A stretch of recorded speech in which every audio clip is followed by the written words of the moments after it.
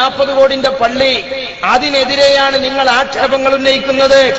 എന്നാൽ നിങ്ങൾ സമുദായത്തിൽ നിന്ന് 100 കോടി പിരിച്ചെടുത്ത് ആ 100 കോടിയുടെ പേരിൽ നിങ്ങൾ നടത്തുന്നത് എന്താണ്?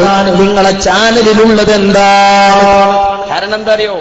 ആ ചാനലിൽ നടക്കുന്ന തോന്നിയാസം കടുത്ത കുഫ്രിയത്ത്, കടുത്ത കുഫ്രിയത്ത്. അവിശ്വാസികൾ അവരുടെ ആത്മശരണമായി പരിചയപ്പെടുത്തുന്ന ശങ്ക്, ആ ശങ്ക എല്ലാ പ്രശ്നത്തിന്റെയും പരിഹാരമാണെന്ന് മുസ്ലിം ഉമ്മമാർക്ക് അടുക്കളയിലെത്തി പഠിപ്പിച്ചു കൊടുക്കുക എന്നുള്ള സംവിധാനമാണ് നിങ്ങളായാലും നിങ്ങൾ ഫാത്തിയോതി തടങ്ങിയ ചാനലിൽ നടക്കുന്നത്. കടുത്ത കുഫ്ർ അല്ലേ? ഈ ചാനലിൽ നടക്കുന്നത് എന്താ? 100 കോടിയാ പിരിച്ചത്. അത് ചോദിച്ചതിന് അതിന് മറുപടി ഞാൻ പിന്നെ കേൾപ്പിച്ചേരാ.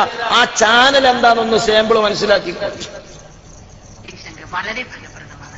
വെറും 2990 രൂപ മാത്രം വില വരുന്ന ഐശ്വര്യലക്ഷ്മി വലംപിരി ശങ്കർ തപോവനാശ്രമവുമായി ബന്ധപ്പെട്ട് ഇന്ന് തന്നെ സ്വന്തമാക്കും.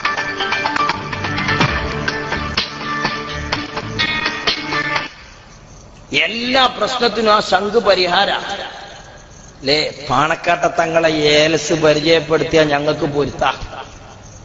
പാണക്കാട് തങ്ങന്മാരെ നൂല് പരിചയപ്പെടുത്തിയാൽ ഞങ്ങൾക്ക് സന്തോഷാണ്. അതിന് പകരം ഈ സമുദായത്തിന്റെ അടുക്കളയിലേക്ക് കുഫ്രിയത്ത് എത്തിക്കാൻ നിങ്ങൾ ഫാത്തിയോതി കൊടുത്ത് ചാനൽ തുടങ്ങിയാൽ അതിന് സമുദായത്തിൽ നിന്ന് 100 കോടി പിരിച്ചാൽ അതിന്റെ കണക്ക് ചോദിക്കാനും അതിന്റെ ഹുക്കുമ് ചോദിക്കാനും ആരുമില്ല.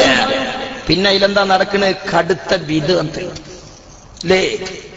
SKSSF എത്രങ്ങാനും മൂല്യന്മാരുണ്ട്. പക്ഷെ ആ ചാനലിൽ വയല് പറയാൻ ഏൽപ്പിച്ചത് ആരെ അറിയോ? MM അക്ബറിനെ. SKSSFകാരെ അച്ഛനമ്പലത്തി MM അക്ബർ മുജാഹിദി പ്രസംഗം നടത്താൻ വന്ന നിങ്ങൾ പോയി കുത്തിർക്കോ? ഇല്ല. എന്നാൽ ചാനലിലൂടെ നിങ്ങൾ അടുക്കളയിലേക്ക് MM അക്ബർ അങ്ങോട്ട് വരികയാണ്. നോക്കൂ നിങ്ങൾ, ആഴ്ചയിൽ ഒരു ദിവസം MM അക്ബറിന്റെ ബിദഈ പ്രഭാഷണം. ഇസ്ലാം ഏറെ വിമർശിക്കപ്പെടുന്ന ആദർശം.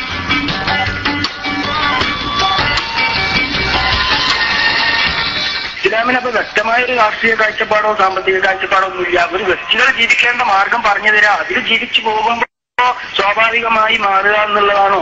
ഈ വിമർശനങ്ങൾക്ക് പിന്നിലുള്ള യാഥാർത്ഥ്യം എന്താണ്? എല്ലാ ആഴ്ചയും നിങ്ങളുടെ ദർശന TV, ആര്? നിങ്ങളെ ദർശന ചാനലിൽ നിങ്ങളുടെ MM അക്ബർ അല്ലേ? നിങ്ങളെ കൂട്ടത്തിലൊരു മൂല്യരില്ലേ? നിങ്ങളെ കൂട്ടത്തിലൊരു ആലിമില്ലായിരുന്നോ? ഇതിന് ഈ വഞ്ചനയെ കുറിച്ചാണ് ഞങ്ങൾ ചോദിക്കുന്നത് അല്ലേ? എസ്കക്കാരന്റെ മദ്രസിലെ 4ാം ക്ലാസ്സിലെ 2ാം ക്ലാസ്സിലെ പെൺകുട്ടികൾക്ക് റബിയുൽ അവ്വലിൽ പോലും ഒരു ഫോട്ടോ ഇടാൻ പറ്റൂല. എന്നാൽ അതേ എസ്കക്കാരനെ ദർശന ചാനലിലെ പട്ടൂർമാനിലെത്തിയ 16കാരിക്ക് കുലുങ്ങി പാടാണ്. ആൺകുട്ടിനെ ഒപ്പം ഇരുത്തും ചേച്ച. എന്നിട്ട് എണക്കിളിയും രാക്കിളിയും തമ്മിൽ ഇങ്ങനെ പാടി മാലി മൗലൂദും പാടി എമ്മമാർക്ക് ഫാത്തിയോതി കൊടുത്ത ഇജാസത്താണ്. പേരക്കത്തോട്ടത്തിൽ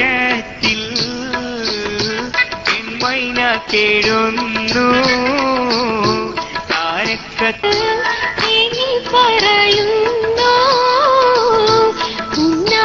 ചങ്ങാടി കൂട്ടി വരൂ ഇന്ന്. ഇതാ ഞങ്ങൾ ചോദിച്ചത്.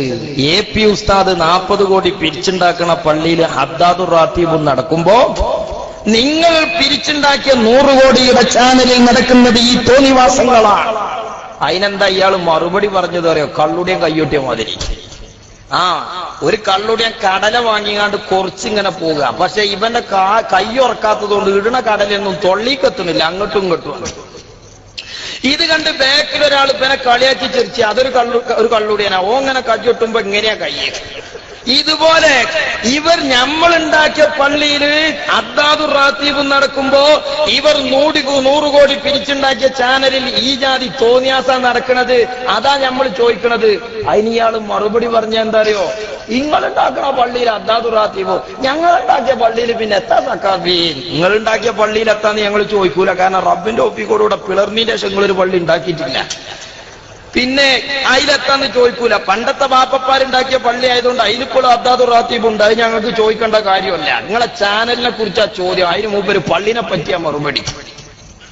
ഇദ്ദേഹം മുടിനെ പറ്റി വല്ലതൊന്നും പറഞ്ഞിട്ടില്ല. പക്ഷെ അതിനെത്തിനാ തോനെ പറയണത്? അമ്പലക്കടവ് തന്നെ പറഞ്ഞു തരും. നിങ്ങളാണ്ട് പോയിക്കോളി. അത് ക്ലിയറാന്ന് മൂപ്പര് പറഞ്ഞതാ. അദ്ദേഹം പിന്നെ തൊട്ടു മുമ്പ് ഒരു പ്രസംഗം നടത്തിയിരുന്നു. ഇവിടെ നിന്നല്ല. ആ പ്രസംഗത്തിൽ ഇയാളൊരു കാച്ചൽ ഇവിടെ വന്ന വഹാബ് സത്താബ് എന്താണ് പറഞ്ഞാൽ നിങ്ങള്